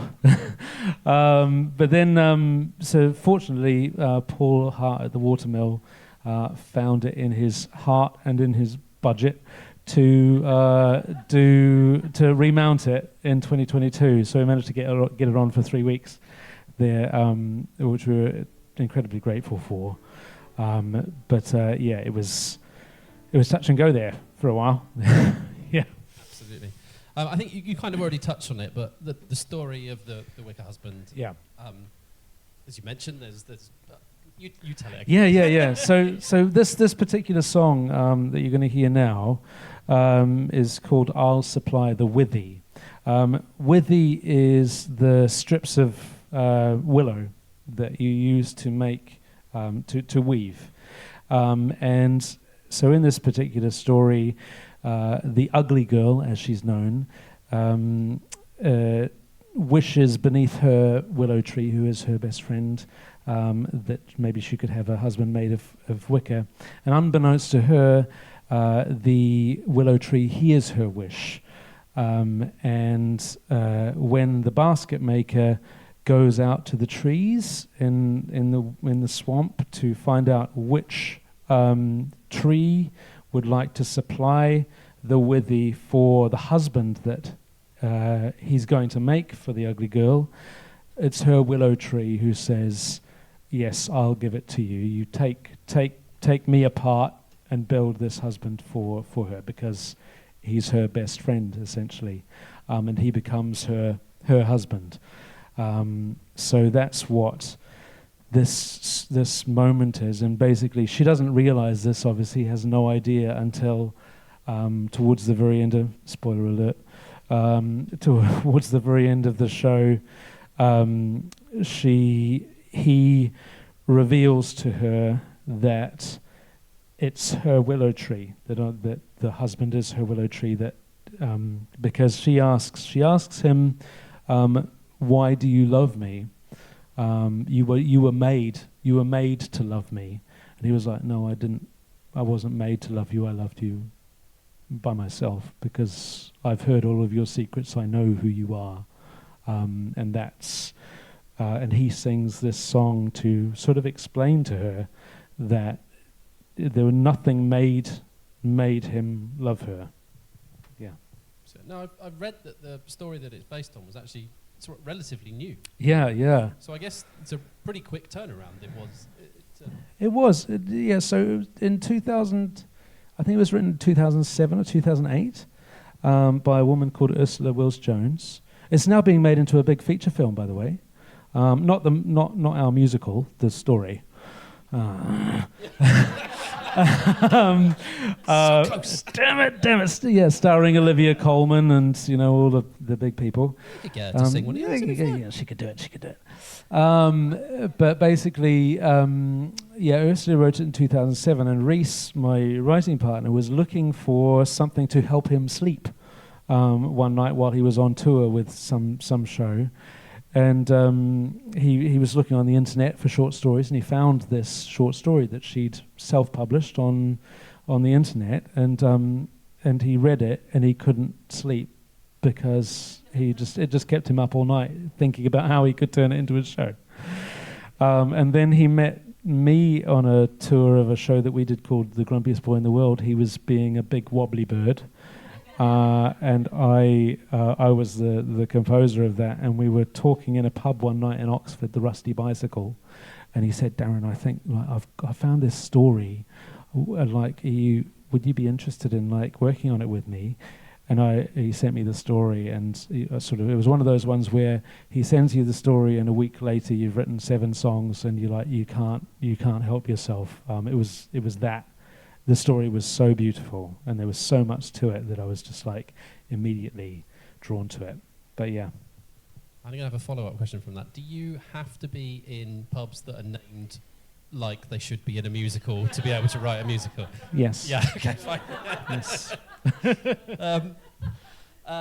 After your song, we'll hear The Tease by Tim Connor from Ever Onward. Ever Onward, the show is inspired by Sutton Vane's play Outward Bound, with a book by Susanna Pierce.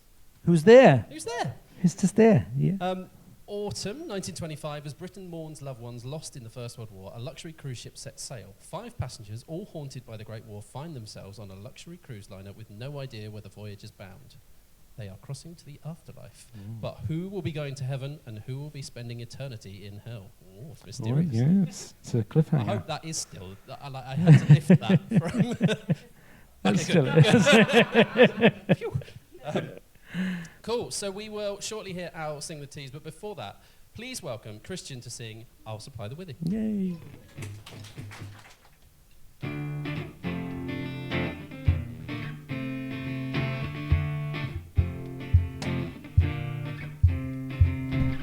I used to watch you fishing beneath my canopy. I used to love the way you cast your line. I used to watch you hoping you'd look up and notice me. I am the willow tree. I heard the sound of wishing beneath my willow shade. I heard you singing and it broke my heart. I heard the hope in every word of that one wish you made beneath my willow shade. So when the old man called the trees together and told us he was making you a man, he said, who will give me the withy, my friends? Who will give me all that they can? I said, I'll supply the withy, strip the wicker fibre from me, take my willow and weave it true, weave me under and round and through, the pain of the weaving I'll endure for you, and yes I know I am but a willow yet. Even so, I'll supply the withy.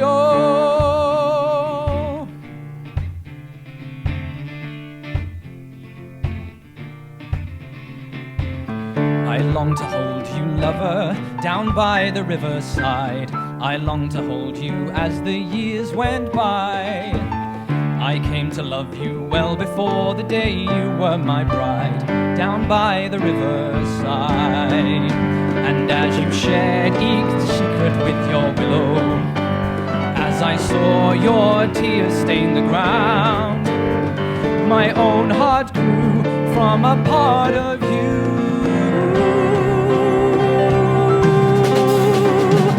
I supplied the withy, he stripped the wicker fibre from me, took my body and he wove it new. He wove me under and round and through.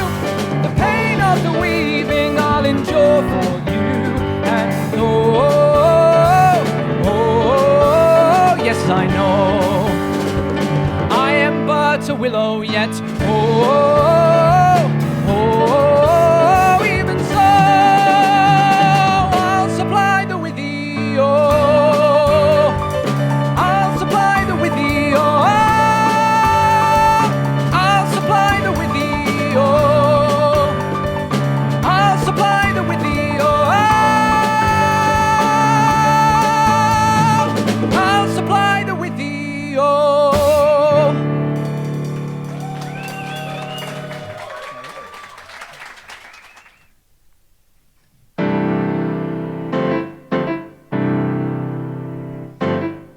Men, they look at me with their puppy eyes. Men make all decisions beneath their flies. Girlish walk, cigarette, dirty talk, and pretty quick the honey trap is set. In the boardroom, watch their employees cower. In the bedroom, I'm the one with the power. Although I'm no suffragette, men who want me get onto their knees, for no man can resist the tease. Raised in Hampshire, licking my silver spoon, maids and cooks and croquet all afternoon. Country pile, bright young thing, Paris style, a daddy's girl who has daddy on a string. He plays politics in the public eye. I'm snapped in the paper, caught getting high. Can't a girl be curious? Daddy's furious, tells me to pack. I grab my makeup, Charleston shoes, cloche hat, record, swing and blues, a cocktail dress, my little black, my gramophone, I do not look back. Meet the sweetheart of the social world, Mayfair's hardest working girl, looking for a man to treat me right. For as long as you're on someone's arm, you've a place to spend the night. Gentlemen, your attention please. Miss Andavine presents the tease. Watch. Lean in nice and close, let him see what's inside that dress. Coyly stir your drink, give your necklace a light caress. Press against his knee, slip your fingers along his thigh. Take your hand away, make him think you've come over shy. Whisper soft and sweet, give a deal of a gentle bite. Stroke across his neck, say you're his if the price is right. A hotel bar, a restaurant, his favourite little dive, the cinema, the theatre, or a naughty midnight drive.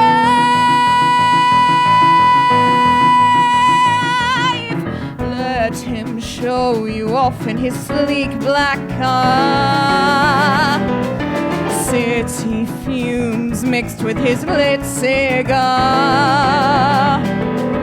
Standing on your seat in the evening air, off to have his way with you, God knows where. So I'm on my back and scream his name, for we both know that's part of the game. Then he presses money in my hand, and the next day I walk proudly down the street.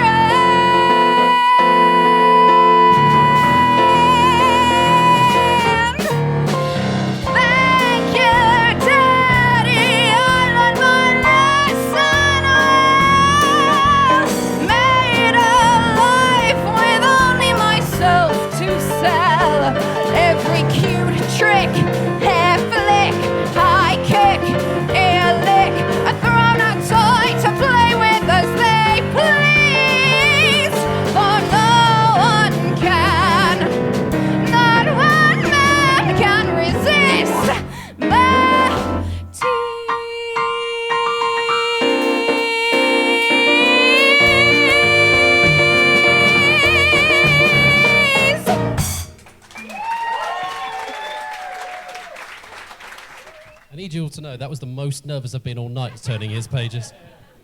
And you turned it wrong. Yeah, and I did, yeah. I'd like it also known that folder is awful and all the pages are falling out and it's very hard to do it. Or at least that's my excuse anyway. Sorry, Darren, we're going again. Yep. Yes. Where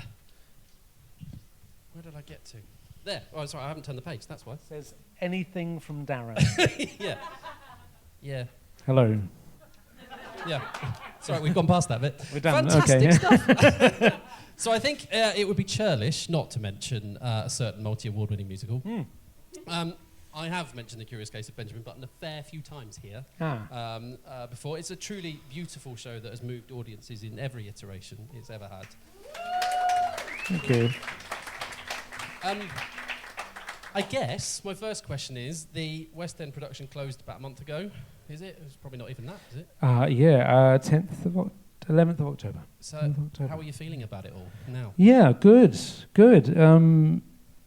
Yeah, it's all just been so surreal that, in a way you don't really know how to feel about it, I think. I was describing it to another writer earlier. It's like when you're at home and, you're having dinner or you're putting your daughter to bed and you know that somewhere in the world a show is going on that you've written is a very special thing, and I'll always be very grateful for it, and especially for everyone who kept it running, because it was not an easy show to keep running. They did so much work, and I sort of kind of closed my eyes and just went, good luck, guys. Just hugely, I feel hugely grateful to everyone who came to see it, and yeah. It was definitely one of the hardest working cast and crew. Certainly was, yeah. It was, but I mean, it was worth it, definitely. What they produced was amazing. I feel like everyone asks anyone who has how they feel after winning a big award. And in most cases, obviously, the answer is delighted. But I guess now it's sunk in a bit. Does it feel like recognition of many years of hard work? It does. Yeah, it does. It really, it was... So the night itself was it was a wonderful night. I had a great time, but the best, and lots of celebrations, and randomly, at the after party, people come up to you, and people who you don't know, they come up to you and they say, can I hold your award, please? And they sort of, and they go oh, do you want a photo with me? And they're like, no, I just want to hold it. And so they take it from you, and they just get a photo taken of them with it by themselves. So that happened multiple times. I was like, this is bizarre. But it kind of did, it sort of makes you go okay, this is wonderful, and it's been an incredible thing, but it's also strange and odd and funny and weird, I'd never heard of the Olivier Awards when I was in New Zealand. We just don't, we don't know what they are really. And so when I came over here, and to win one was wonderful. Yeah. So now you've done it, I imagine the question you get asked all the time is, how do I get my show on the West End? Yes. And I know there isn't a magic answer to that. No. So I guess the right question is, how did you do it? How did we do it? Well, I was very lucky to have a writing partner who was also the producer, the set designer, the lighting designer, the sound designer, the co-lyricist, and the book writer, and who doesn't sleep. Jethro is responsible for that, for getting it to where it was. It was his single-minded determination and vision, and the complete and utter belief in himself. He basically, in order to fund that first production at Southwark, he spent all his savings, £60,000 he spent of his own money, which was all the money he had. He had nothing left. He spent in the 2023 version, he was homeless. He was sleeping in the park outside the Southwark Playhouse Theatre every night of that run, because he had no money, because he'd spent it all putting this thing on. So if you want to get your show in the West End, there you go. Find someone who's willing to do that. That's what it takes, I'm afraid. So with... So yeah, that's encouraging, isn't it? Fortunately, I didn't have to do that. So find someone who's willing to do that for you. So I guess, well, maybe that is the answer to this, but with all that you've done, what is the one thing you wish you'd known when you first started writing MT, and what is your advice for writers out there? You know, I think the thing I'm glad I didn't know anything when I started writing, because otherwise I probably wouldn't have started. Because it's a long road. I never realized it would be so long. And I think so. Ignorance is bliss, is one. And yeah, it's find people that you love doing it with. I think is the thing. Really, find the people that you love doing it with, because you're going to be with these people for a long time. And you have to like them, and you have to have fun with them, because otherwise it's going to be a nightmare. Unfortunately, those people that you do find, they are going to become your family, and they're going to become your brothers and your sisters, and sometimes your mothers, and sometimes your fathers. But it's really about the people. Make sure you surround yourself with good people, and you can't go too far wrong, because then even if you don't, get a show to the West End, you get a family, So I'd like to open up, I didn't mention at the beginning, but I had to say at the last show, I'd like to open up the option now to anyone here in the room who would like to ask Darren a question. But first, I do have to ask, I know that you were particularly excited with Benjamin Button about the fact that they opened the Pickle Crab outside the theatre. Yeah. Now, will you be doing that for all your future shows? Yeah. Right, good, okay, good. Every single one. So is there anyone out there who would like to ask Darren a question? Please. Yeah, here she is. Yeah. What a wonderful evening. Thank you. Thank you. Don't you agree? This is probably a silly question, but I'm going to ask anyway. It's said that Sondheim only used perfect rhyme. I sometimes use slant, assonance, and I feel that's okay, providing it's pleasing to the ear. What's your feeling on rhyming? And before you go on, I love the lines from Benjamin Button's, and he took her cup and saucer, already fantasizing of the day that he'd divorce her. Thank you. Yeah, it's a really good question. You know what? When I started, because I was part of the BML course, which a lot of the writers done. Asked you about that. You should have, but you didn't. Too late. Too late. If anyone out there wants to ask about BML, that'd be really good. Thanks. I came to that, and my first song that I presented was full of false rhymes and full of that, and Jason and Tim they are true rhymes only people, and I remember going to the pub and they tore my song apart. And I remember going to the pub afterwards with the three other guitarists in the group, and obviously all of us were false rhymers, and we were like, God, well, they don't know anything. What are they talking about? It's a false, it still sounds good. It makes sense. What's the problem? And you know what? I don't have a problem with anything that anyone wants to write. The reason why I only use true rhymes is because for me it is a tool to make myself work harder.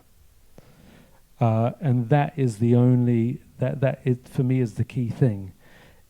As long as you are pushing yourself to say the thing that you mean to say in the most compelling possible way, then use whatever tools at your disposal to do that. And for me, perfect rhyme is one that helps me to do that.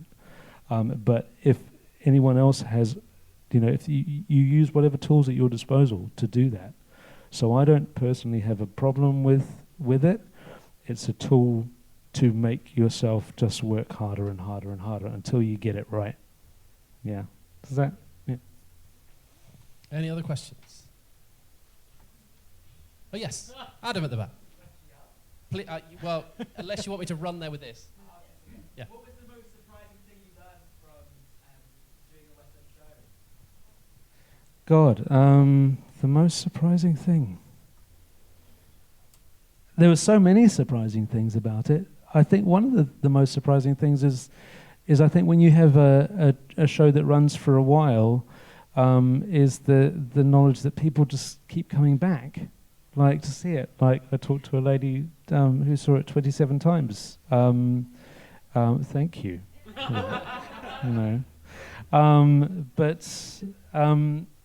I think it's because when you're doing a show which runs for 3 weeks or 4 weeks or even a few days, people only get to experience it the once. And I think, I don't know if you guys know the website Reddit. Do you know Reddit? Right? Reddit is absolutely fascinating. Like, people on Reddit know more about Benjamin Button than I do. Like, and they've read, they read all these amazing things into it, and they make stories about all of the other characters. Like, that, so it sort of creates this entire sort of subculture, and that was so surprising to me, and so gratifying. I think the other thing that was really surprising for me was how much it meant to the LGBTQ plus community, because they really identified with it a lot, I think, and that's not. It wasn't in what. It was not mine and Jethro's intention to write a show. We wanted to write a human show, something that about a man trying to find where he belonged in the world, and it just so happened that journey and that experience resonated really, really strongly with that particular community. But so that was surprising, and I think, in a way, taught me to go, look, yes, you can write for an audience as much as you can, but you can't tell them what to take from it, and they're going to decide that for themselves, and that's really wonderful. So that was really great. Anyone else? Yes, help me. You can have the mic. If NASA, I'm going somewhere with this. Like I said, I just came up with this question. If NASA discovered intelligent alien life on another planet finally, and wanted to send them a CD with music on it, and they approached you and asked you, they said, you can put one, I am going so, they said, you can put one of your songs on it. Which song would you choose? Oh, God, that's really, really interesting.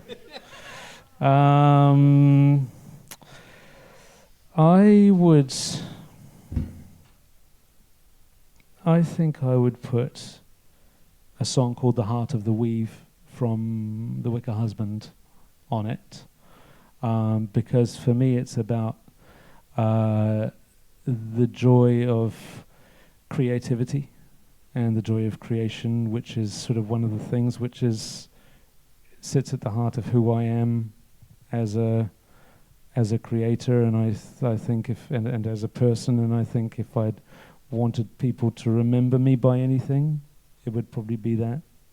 Yeah. Good question, though. NASA. Yeah.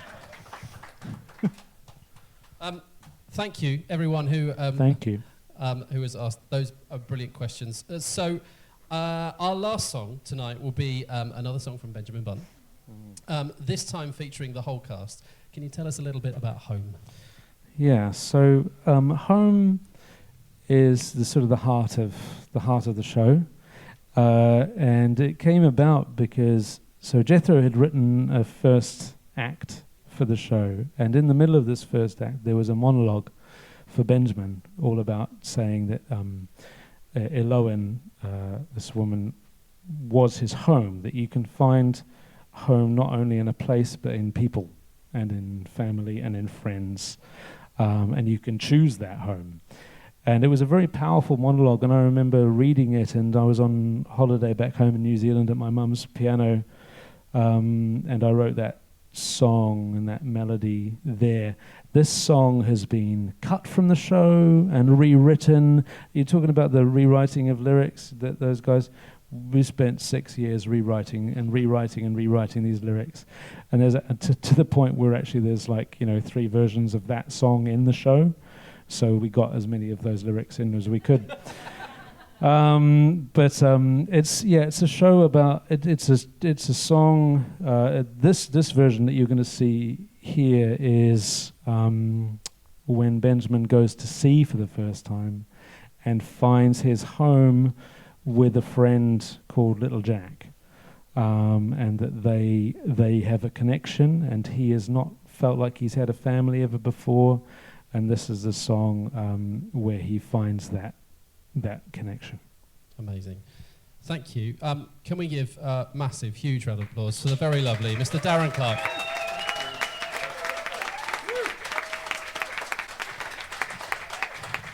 Now, I'm sorry, I'm going to hold you for a little bit longer, just because I don't want the last thing to remember be me talking, or rather it was the music. So before our final song, a few very quick thank yous.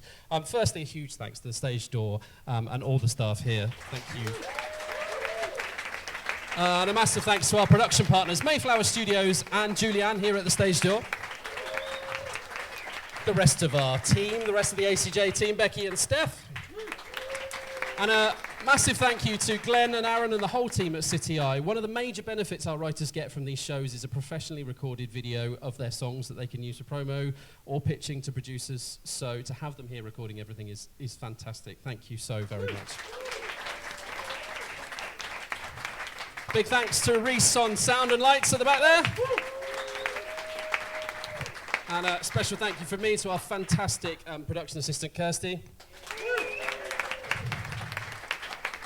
Right, let's make it big and loud. Our amazing band, George Story and Jonathan Ferguson.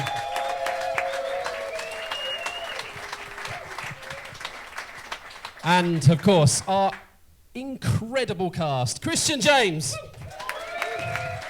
Rebecca Bailey, Al Knott, and Rebecca Traherne. And most importantly, the brilliant writers who've so graciously trusted us to perform their work tonight. Adam Dorey, Roy Murphy and Bob Gilbert, Thomas F. Arnold and Grace O'Keefe, Susanna Pierce, Jack Miles and Rebecca Simmons, Tim Connor, and Darren Clark. Tonight has been a true culmination of what Ted and I really wanted to achieve with these shows. Joking aside about awards, etc., I've barely mentioned the ridiculously talented cast. I feel like a true imposter here amongst everyone on the stage, and I'm so grateful to everyone for saying yes, for doing this. Thank you, all of you. To have Darren join us, who is, of course, a highly successful writer, as we've heard, but perhaps more importantly, a massive supporter of others, is truly the cherry on the top for a mega year for Showtime. So thank you so very much for being a part of it. Anyway, back to tonight. Please scan the QR codes and complete the survey. One more. My name is Kevin Jones. This is Teddy Clements. We will be back next year. Come hook or by crook. I really hope you'll all join us. But for now, thank you so much for being here and supporting all these fantastic artists. Because we plan to be back next year, if you are a writer, please get in touch and have your work showcased in 2026. Please email us, showtime@acjproductions.co.uk. Finally, and probably the one that you all want to know, the bar will remain open up here tonight after the show, so please do use the opportunity to do some networking. But now, please welcome back the whole cast to sing Home from the Curious Case of Benjamin Button. Woo!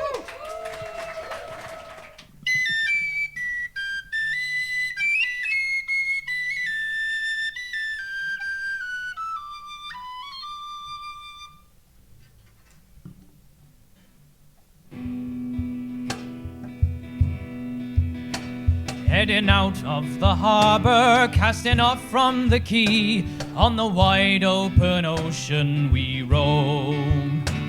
where the only thing finer than going to sea is dreaming of coming back home. But what is home? The coast of old Cornwall is home, this land at the edge of the sky, where wild winds storming from the west and the breakers rolling from the sea. Or is home where the heart longs to be?